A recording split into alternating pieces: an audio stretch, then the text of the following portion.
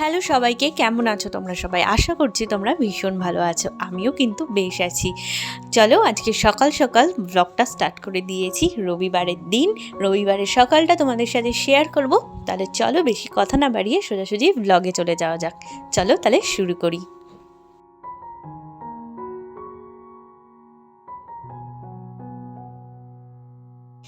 তোমরা দেখতেই পেলে আমি ময়দা মেখে দিলাম, মার এদিকে ছোলার ডাল হয়ে গেছে আর লুচি ভাজছে।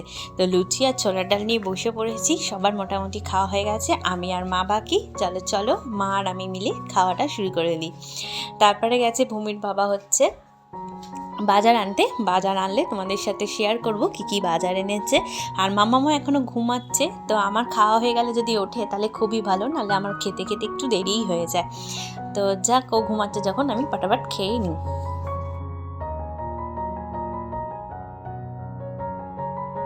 খেয়ে উঠেছি মাত্র, আর এই যে পিচ্চি বাচ্চাটা উঠে গেছে, মাম্মাম উঠে গেছে, এই যে বসে আছে, বসে বসে ডাকে খালি মা মা বলে। কোনো দিনও মানে ওকে নিয়ে কোনো সমস্যা হয় না। ও ঘুম থেকে উঠলে হয় কাঁদে আর নয় ডাকে জোরে জোরে।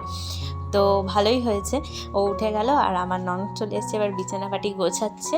খুব ভালো, ও যদি বিছানাপাটি গুছিয়ে দেয় না আমার খুব ভালো হয়। আমার বিছানা গুছাতে না ভীষণ কুড়েমি লাগে। তো ভালোই হয়েছে, ও গোছাক। আর আমি আজকে সবগুলো রোদে দেবো, মানে এই কাঁথা টাথা সবই রোদে দেবো। বালিশ টালিশ বিশেষ করে সোফার বালিশগুলো আগে দিয়ে আসি। আর সব ঢাকনাগুলো ওকে বললাম যে খুলে দিতে, খুলে টুলে দেবে, আর আমি সব ওপরে দিয়ে আসবো।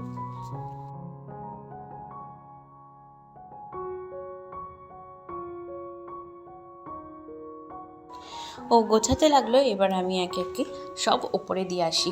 প্রথমে এই কার্পেটটা, এটাতে রোজই তোমরা দেখো আমি পাঁচিলে মেলে দিই, তো আজকে ভেবেছি যে নিচেই পেতে দিই।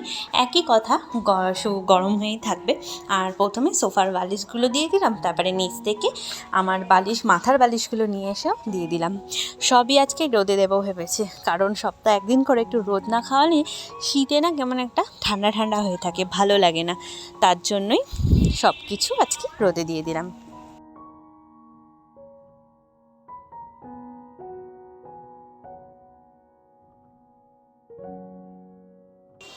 গরমকালে যদিও বা তাড়াতাড়ি বিছনা তোলা হয়ে যায়, এই শীতের বিছনা তুলতে তো আমার আরোই বিরক্ত লাগে, জানো তো। যাক, তুলে দিয়েছে, ঘরটার ঝাঁটও দেওয়া হয়ে গেল। চলো এবার দেখি কি বাজার আসলো, বাজারগুলোকে তোমাদের সাথে শেয়ার করব। আর কি মাছটা এনেছে সেগুলোও কিন্তু তোমাদের সাথে শেয়ার করব।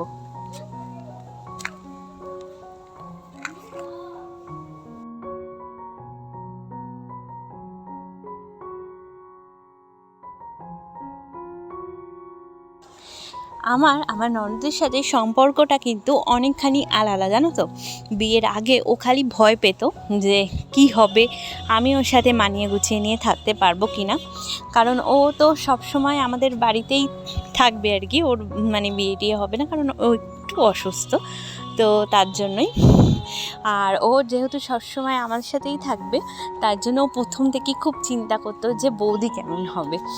তো আশা করি, আমি নিজেকেই নিজে খুব একটু ভালোই প্রশংসা করছি, কিন্তু সত্যি আমার ওর সাথে মানিয়ে নিতে খুব একটা কষ্ট হয়নি। জানো তো, একটা মানুষের অপর মানুষের সাথে মানিয়ে নিতে কখন কষ্ট হয় না, যখন অপরের মানুষটাও সেই এফার্টসটা দেয়। মানে আমি যদি ওর জন্য কিছু করি, ও আমার জন্য 10 কদম এগিয়ে আসে। আবার ও যদি আমার জন্য কিছু করে, আমি চেষ্টা করি ওর জন্য ঠিক ততটুকুই করে দেওয়ার। এইটাই হচ্ছে দুটো সম্পর্ককে খুব সুন্দর করে তোলে। ননদ বৌদি একসাথে থাকা কিন্তু আজকালকার দিনে তোমরা জানোই খুব একটা সহজ কথা নয়, কিন্তু আমরা আছি। আর সত্যি বলতে 100%-এর মধ্যে 80% ভীষণ ভালো আছি, আর 20% তো সব সম্পর্কের মধ্যেই ওঠানামা থাকে। ওইটাই, এই দুজনের সম্পর্ক কিন্তু বড্ড মিষ্টি আর ভালো বলতে পারো। এই কথাগুলো কিন্তু আমি বলি না, আমাদের পাড়ার সকলেই বলে যে তোমাদের দুজনের সম্পর্কটা এত সুন্দর হবে যে এই পাড়ার লোকও কখনো ভাবতে পারেনি। ভেবেছিল খুব জোর আমি টেনে টুনে হয়তো 1 মাস থাকতে পারবো, তারপরেই হয়তো আলাদা হয়ে যাব। কিন্তু অনেকটা পথ পার করেছি, আশা করি সারা জীবনটা দুজনে মিলে একসাথেই বান্ধবীর মতো হয়ে কাটিয়ে দিতে পারবো। তো দেখলে তো বাজার কত এসেছে, আর সব ভূমির জন্য একটু মাছও নিয়ে এসেছে, জ্যান্ত মাছ। আর এদিকে সব বাজার টাজার বের করে এইবার হচ্ছে রান্না বসানোর পালা। আজকে তোমাদের সাথে আমার মা মানে আমার শাশুড়ি কিভাবে পালং শাক রান্না করে সেটা কিন্তু তোমাদের সাথে শেয়ার করব। আমি চাইছি যে আমার মানে শীতের এই যে সুন্দর সুন্দর সবজিগুলো আছে সেগুলো দিয়ে যে রেসিপিগুলো আমরা করি বা আমরা প্রত্যেক দিন খাই, কেন কি বলো তো, অনেক বেশি মশলা দিয়ে খুব কষিয়ে অনেকটা সময় ধরে এগুলো তো আর রোজকার মানে তাড়াহুড়োর খাবারে করা যায় না। আর রোজকার তাড়াতাড়ি কিভাবে করা যায় মানে সহজ পদ্ধতিতে সেগুলো তোমাদের সাথে শেয়ার করার চেষ্টা করি। প্রথমেই 5 ফোড়ন আর তারপরে হচ্ছে কাঁচা লঙ্কা দিয়ে এই যে মা বেগুন আলু আর পালং শাকটা বসিয়ে দিল। পালং শাকটা না একদমই দেশি পালং শাক ছিল সত্যি কথা বলতে। আর এত জল বেরিয়েছে নুন দেওয়ার পর, আর নুন হলুদ দিয়ে মা ভালো করে এই যে মাখিয়ে দিয়ে এইবার ঢেকে দেবে। প্রচুর জল বেরিয়েছিল, মানে 2 আঁটি পালং শাক ভেবেছিলাম অনেক বেশি হয়ে যাবে, কিন্তু হয়ে গেছিলো একদমই অল্প। দেখতেই পাচ্ছ যে কতখানি জল বেরিয়েছে। আর ভালো করে সেদ্ধ করার জন্য এবার মা কিন্তু ঢেকে দিল। আমিও একটু মানে হাত লাগাই মাঝে মাঝে। এইবার বারবার একটু ভালো করে নাড়াচাড়া দিয়ে নিতে হবে।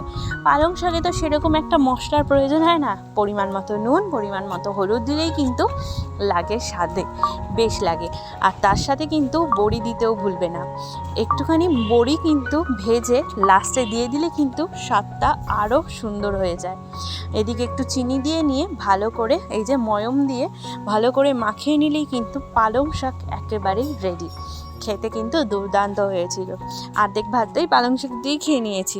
তোমরা অবশ্যই বাড়িতে ট্রাই করতে পারো, ট্রাই করে আমাকে জানিও। খুব বেসিক একটা রান্না, বুঝেছো? খুব একটা মানে আধুনিকতা বা কোনো একটা তামঝামও নেই। রোজকার খাবারের জন্য এরকম খাবার কিন্তু বেশ লাগে। কমেন্ট করে জানিও তোমাদের কেমন লাগছে।